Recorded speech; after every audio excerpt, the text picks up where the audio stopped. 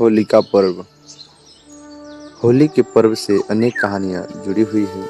इनमें से प्रसिद्ध कहानी है होलिका और प्रहलाद की। विष्णु पुराण की एक कथा के अनुसार प्रहलाद के पिता दैत्यराज हिरण्यकश्यप ने तपस्या कर देवताओं से यह वरदान प्राप्त कर लिया कि वह न तो पृथ्वी पर मरेगा, न आकाश में, न दिन में मरेगा न रात में, न घर में मरेगा न बाहर, न अस्त्र से मरेगा न शस्त्र से, न मानव से मारेगा न पशु से। इस वरदान को प्राप्त करने के बाद वह स्वयं को अमर समझकर नास्तिक और निरंकुश हो गया। उसने अपनी प्रजा को यह आदेश दिया कि कोई भी व्यक्ति ईश्वर की वंदना ना करे। अहंकार में आकर उसने जनता पर जुल्म करने आरंभ कर दिए। यहाँ तक कि उसने लोगों को परमात्मा की जगह अपना नाम जपने का हुक्म दे दिया।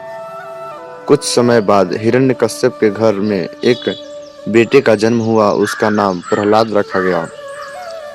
प्रहलाद कुछ बड़ा हुआ तो उसको पाठशाला में पढ़ने के लिए भेजा गया।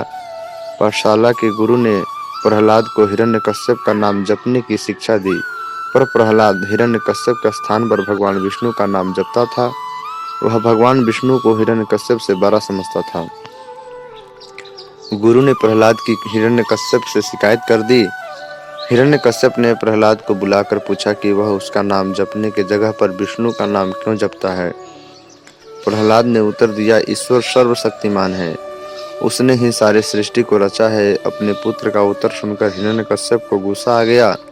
उसको खतरा पैदा हो गया कि कहीं बाकी जनता भी प्रहलाद की बात ना मानने लगे।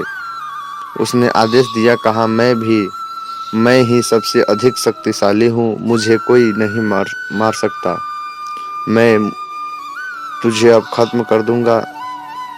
उसकी आवाज सुनकर प्रहलाद की माता भी वहां आ गई। उसने हिरण्यकश्यप की विनती करते हुए कहा, आप इसको ना मारो, मैं इसे समझाने का यत्न करती हूँ।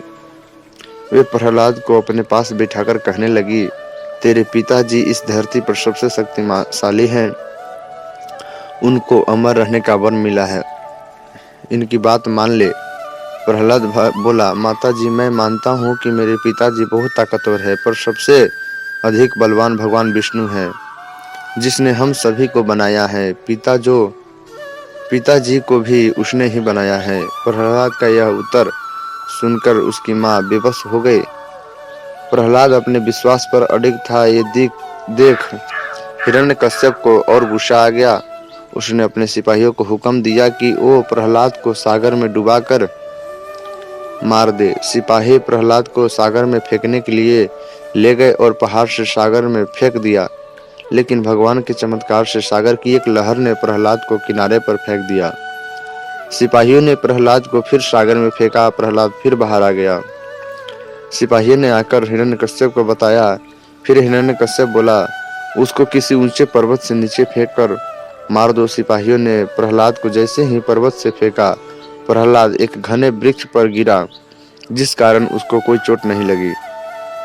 हिरण्यकश्यप ने प्रहलाद को एक पागल हाथी के आगे फेंका तो हाथी उसको अपने पैरों के नीचे कुचल दे, पर हाथी ने प्रहलाद को कुछ नहीं कर कहा। लगता था जैसे सारी कुदरत प्रहलाद की मदद कर रही हो। हिरण्यकश्यप की एक बहन थी जिसका नाम होलिका था। होलिका अपने भाई हिरण्यकश्यप की परेशानी दूर करना चाहती थी। होलिका को वरदान था कि उसको आग जला नहीं सकती। उसने अपने भाई को कहा कि वो प्रहलाद को अपनी गोद में लेकर बैठ जाएगी। वरदान के कारण वो खुद आग में जलने से बच जाएगी, पर प्रहलाद जल जाएगा। लेकिन हुआ उसका उल्टा, और आग में होलिका जल गई पर प्रहलाद बच गया। होलिका ने जब वरदान में मिली शक्ति का दुरुपयोग किया तो वो वरदान उसके लिए श्राप बन गया। रंगों वाली होली के दिन पूर्व होलिका दहन होता है। होलिका दहन बुराई पर अच्छाई की जीत को दर्शाता है, परंतु यह बहुत कम लोगों को मालूम होगा कि हिरण्यकश्यप की बहन होलिका का दहन बिहार की धरती पर हुआ था। जनश्रुति के मुताबिक तभी से प्रतिवर्ष होलिका दहन की परंपरा की शुरुआत हुई।